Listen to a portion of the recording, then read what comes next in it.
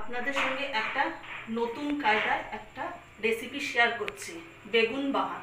তা দেখে নিই সেটা কিভাবে আমি বানাচ্ছি। বেগুনগুলোকে আমি লম্বা করে কেটে ধুয়ে নুন হলুদ দিয়ে মাখিয়ে রেখেছি। এখানে পেঁয়াজ কুচি নিয়েছি, এখানে টমেটো কুচি, এখানে ধনেপাতা কুচি আর দুটো চেরা লঙ্কা। আমি গ্যাসটা এবার জ্বালিয়ে নেব। কড়াইটা বসিয়ে দিলাম। কড়াইটা গরম হয়ে গেছে, আমি এবার তেল দিয়ে দেবো। এখানে আমি সাদা তেল নিয়েছি, আপনারা সর্ষের তেলও ব্যবহার করতে পারেন। তেলটা গরম হয়ে গেছে, এবার আমি বেগুনগুলোকে এক এক করে ছেড়ে দেবো।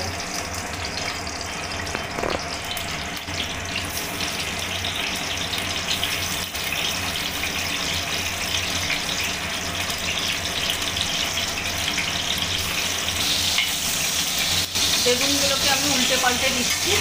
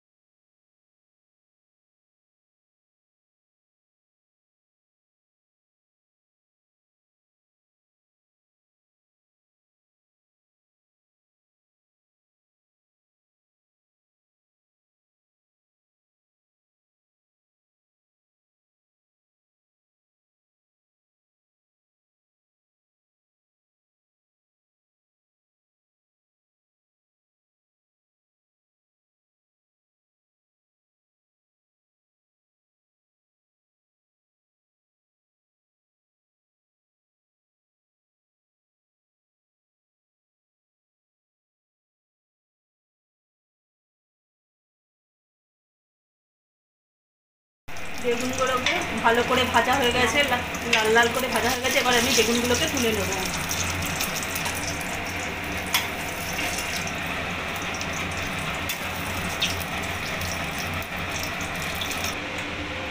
বাদ বাকি বেগুনগুলোকে আমি কড়াইতে ছেড়ে দিলাম। এগুলোকেও আমি লাল লাল করে ভেজে নেব।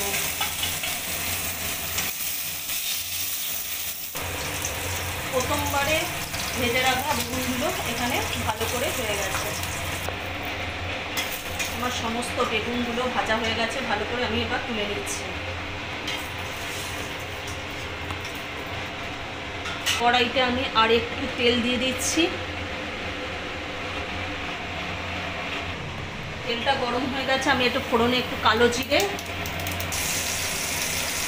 আমি দুটো চেরা কাঁচা লঙ্কা দিয়ে দিয়েছি ফোড়নে। দিয়ে দেবো পেঁয়াজ কুচি, টমেটো কুচি, সামান্য একটু নুন দিয়ে আমি ভালো করে নাড়িয়ে নেব।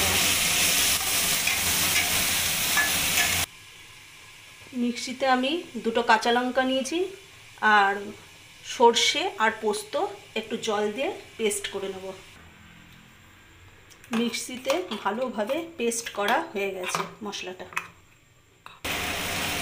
পেঁয়াজ আর টমেটোটা ভালো করে ভাজা হয়ে গেছে, এবার আমি অন্যান্য মশলাগুলো দিয়ে দেবো একে একে। হলুদ গুঁড়ো,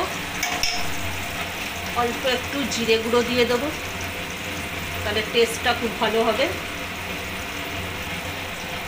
আর পেঁয়াজ ভাজার সময় অল্প একটু নুন দিয়ে দিয়েছিলাম, আর একটু নুন দিয়ে দিলাম আমি। এবার মশলাটা ভালো করে নাড়িয়ে দেব।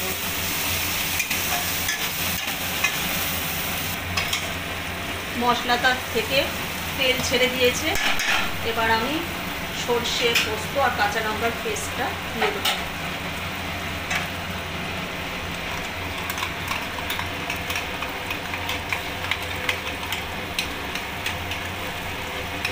নাড়িয়ে নেব।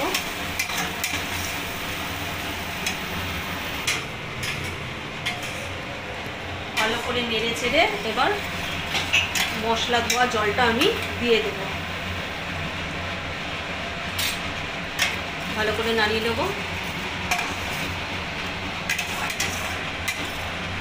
আর একটু জল দিয়ে দেবো।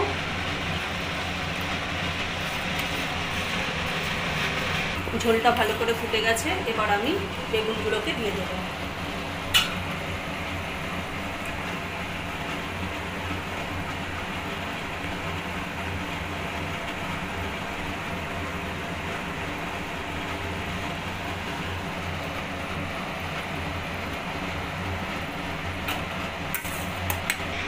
ওপর থেকে আমি ধনেপাতা ছড়িয়ে দেবো।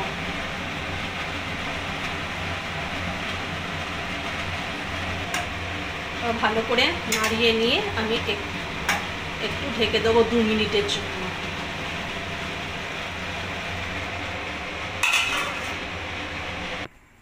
এবার খুলে দেখবো হয়ে গেছে নাকি। আমাদের বেগুন বাহার একেবারে রেডি।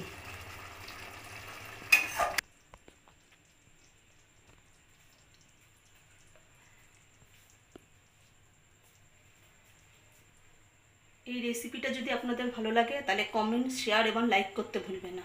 অবশ্য বাড়িতে একবার ট্রাই করবেন।